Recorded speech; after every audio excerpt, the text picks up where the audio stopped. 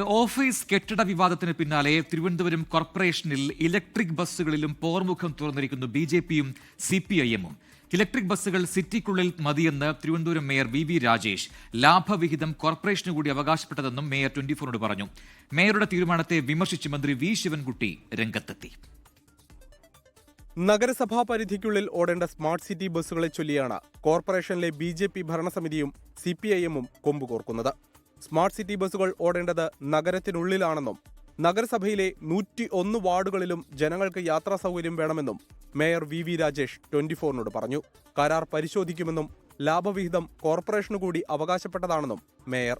Peak അവേഴ്സിൽ ഈ ബസ്സുകൾ പൂർണ്ണമായിട്ടും പട്ടണത്തിലും അതിനുശേഷമുള്ള സമയങ്ങൾ ആവശ്യമാണെങ്കിൽ തൊട്ട് അടുത്തൊക്കെ ഉള്ള നഗരങ്ങളിൽ ഓടാമെന്നാണ് കരാറിലുണ്ടെന്നാണ് ഞാൻ മനസ്സിലാക്കിയത്. അതോടൊപ്പം തന്നെ അതിൽ ഒരു വിഹിതം കോർപ്പറേഷൻ ലഭിക്കണമെന്നും അതിലുണ്ടെന്നാണ് ഉള്ളതാണ്. അങ്ങനെയൊക്കെയുള്ള കാര്യങ്ങൾ കൃത്യമായിട്ട് നടക്കേണ്ടതായിട്ടുണ്ട്.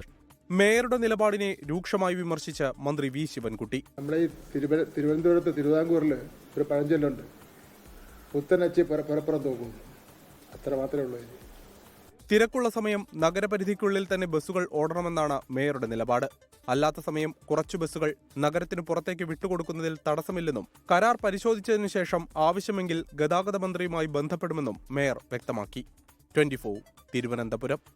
ലോകത്തെവിടെയായാലും ഏത് സമയത്തും 24 വാർത്തകളും ഓഗ്മെന്റഡ് റിയാലിറ്റി പാക്കേജുകളും എക്സ്പ്ലെയിനറുകളും വിശദമായി കാണാൻ ഞങ്ങളുടെ YouTube ചാനൽ നിങ്ങൾക്ക് സബ്സ്ക്രൈബ് ചെയ്യാം.